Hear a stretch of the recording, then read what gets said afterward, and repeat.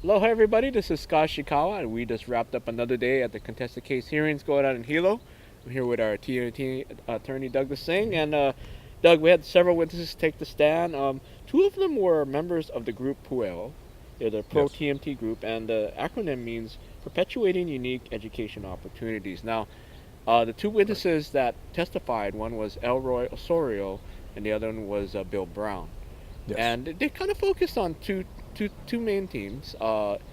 Education and economy. Correct. So let's talk about Bill Brown first. He took the stand and he talked about, quote, "We formed Pueo as it may open up pathways for education opportunities for our keiki, and it may encourage dialogue for our children to want to become astronomers." You want to just kind of go or summarize or go expand Yes. on what he's talking Yes. about? Clearly, they were following up with what Richard Haw had said earlier, and that they had formed to provide opportunities for education for their children and grandchildren. And so he was picking up on that and talking about pathways to achieve those goals, and one of which was TMT. TMT. Yeah.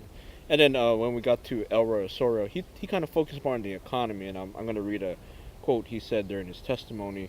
Uh, as a people, we are expected to flourish in an environment where the only economic drivers here are the visitor industry and the military. And now we as a people are being pressed to waste an opportunity for educational, professional, and financial advantages for the people. And if you want to talk a little bit about what he. Yes, so clearly he's talking about taking advantage of the STEM curriculum, number one, and moving that forward into either technical or engineering positions that would be available at these observatories.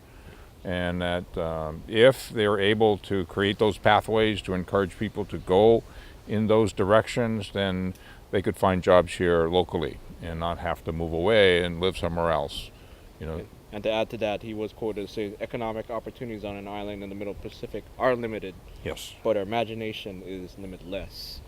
D- During the part when they were testifying, particularly Mr. Brown and Richard Ha, the opposition tried to strike them down as witnesses, and I think hearings officer Amano declined their request. What happened there?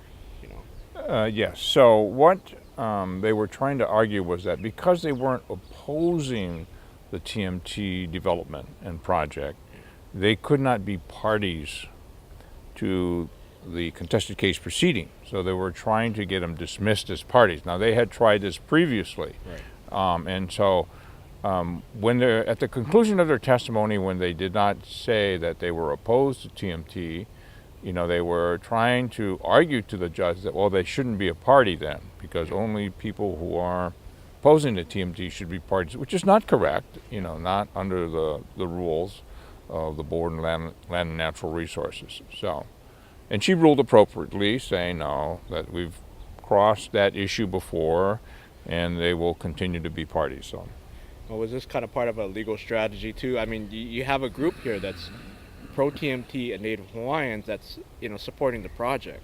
I mean, was this kind of a strategy to maybe try to get them off the books on this hearing? yes, they've tried to do that numerous times previously. So yes, it is part of their strategies, and they want to silence those voices. So So we have it's reached. it's a form of intimidation, but Yeah. the Puel group is so strong that they have held their ground, and they want a place at the table because they want their voices heard, and they are very concerned about not being heard on these important issues. So one more question. We've reached the 40-day mark of the hearings, or maybe past that already. Um, how close are we coming to an end with these hearings? It seems like we've gotten through the majority of the witnesses. I don't know. Yes, we have. We have the great majority. There are perhaps, I want to say, 10 witnesses or less left, and they have been scheduled over the course of the next 3 days. And I'm hopeful that we can conclude in the 3 days, but if not, it may take 1 or 2 days more at the most. Okay. We'll talk about that when we get to that point, and Yes. maybe what's the next steps after the hearings are completed. Okay. So, Sure.